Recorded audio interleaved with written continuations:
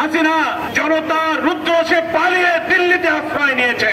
জাতীয় নির্বাচনের পূর্বে গণভোট দিতে হবে।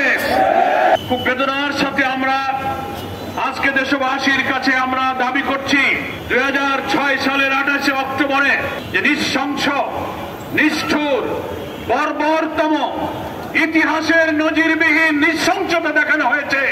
সারা দেশ এবং দুনিয়া সেদিন শিহরিত হয়েছে। লোমহর্ষক হত্যাকাণ্ডে মানুষ 1 মিনিট ভিডিওতে দৃশ্যটা দেখতে পারে নাই। সবাই ঘৃণা পোষণ করেছে, বিচার চেয়েছে। সেই লগি বৈঠার খুনের নির্দেশদাতা শেখ হাসিনা জনতার রুদ্রসে পালিয়ে দিল্লিতে আশ্রয় নিয়েছে।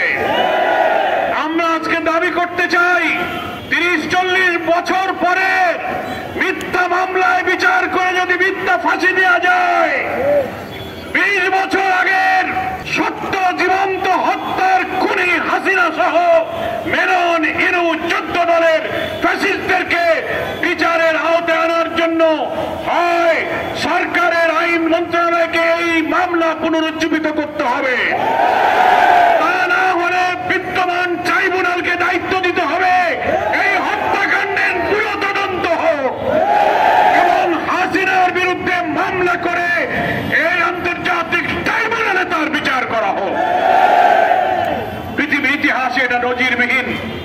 সেই সময় যেমন মৃত লাশ উপরে তারা নাচানাচি করেছে, জুলাইয়ের গণ অভ্যুত্থানেও তারা মৃত লাশ পুড়িয়ে ছাই করে দিয়েছে। এই ফ্যাসিস্টের আর বাংলাদেশে জনগণ তাদেরকে প্রশ্রয় দিতে পারে না। আমরা শুনতে পাচ্ছি ওই খুনি হাসিনা দিল্লি থেকে কর্মসূচি দিচ্ছেন নভেম্বরের প্রথম সপ্তাহে 15 দিনে বিক্ষোভ, হরতাল, ঘেরাও। আমরা সরকারের স্বরাষ্ট্র উপদেষ্টা, আইন উপদেষ্টা সহ সকলকে বলবো এই খুনিদের রাজনীতি চিরতরে বাংলাদেশ থেকে বিদায় করার জন্য তাদেরকে এই ট্রাইব্যুনালে বিচারের কাঠগড়ায় দাঁড়াতে হবে। এ জাতি যদি ব্যর্থ হয় তাহলে 2006 সালের অক্টোবরের এই হত্যার মধ্য দিয়ে সেই 6 থেকে 25 এই 19 বছরে বাংলাদেশের রাজনীতি তার গতিপথ হারিয়ে ফ্যাসিবাদের দিকে যাত্রা শুরু করেছিল। 24 সালে এসে সেই ফ্যাসিবাদী রাজনীতির দীর্ঘ যাত্রাপথে গতি হারানো রাজনীতিকে সহস্রাধিক জনতা জীবন দিয়ে নতুন বাংলাদেশের জন্য দেশকে নতুন করে স্বাধীন করেছে।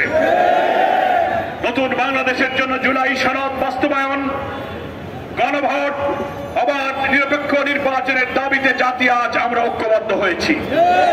আমি বলতে চাই জুলাই সনদ অবিলম্বে আদেশ জারি করে জাতীয় নির্বাচনের পূর্বে গণভোট দিতে হবে।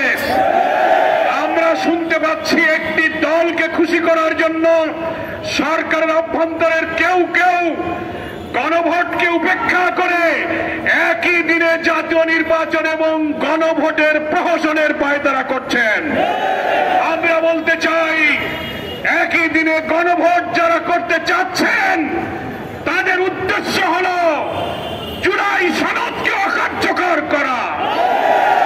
এক সাগর রক্তের বিনিময়ে যে জুলাই সনদে বিদ্যমান রাষ্ট্র কাঠামো পরিবর্তন করে রাষ্ট্র সংস্কারের যে ঐতিহাসিক ঘটনা ঘটেছে, একই দিনে গণভোট যারা চাচ্ছেন তারা জুলাই সনদকে অকার্যকর করতে চান। এই অপরিণামদর্শী পথ থেকে ফিরে এসে আগামী নভেম্বরে গণদাবি অনুযায়ী আপনি গণভোট দিন। তার আগে রাষ্ট্রপতির আদেশে জুলাই সনদ আদেশ জারি করুন, তারপর জাতীয় নির্বাচন দিন। তাহলেই জনগণের ভোটে নির্বাচিত জনপ্রতিনিধির মাধ্যমে নতুন বাংলাদেশের মানবিক বাংলাদেশ যে প্রতিষ্ঠিত হবে, ফ্যাসিবাদের এই সন্ত্রাসী রাজনীতির চির বিদায় দেবে জনগণের দেশ থেকে। আমি সরকারকে সেই আহ্বান জানিয়ে আজকে দীর্ঘ 18-19 বছর পর পল্টন ট্র্যাজেডি বেদনা বিধুর কথা স্মরণ করে যারা আজকের বিক্ষোভ মিছিলে শরীক হয়েছেন, প্রিয় দেশবাসী, ঢাকাবাসীকে বাংলাদেশ জামাত ইসলামীর পক্ষ থেকে সংগ্রামী অভিনন্দন, শুভেচ্ছা জানিয়ে সেদিন যারা জীবন দিয়েছিলেন আল্লাহর কাছে তাদের শাহাদাত প্রার্থনা করছি। যারা আহত হয়েছিলেন, ক্ষতিগ্রস্ত হয়েছিলেন, এখনো অসুস্থ হয়েছিলেন, রব্বুল আলামিনের কাছে তাদের জন্য সুস্থতা কামনা করে আমার বক্তব্য এখানেই শেষ করছি।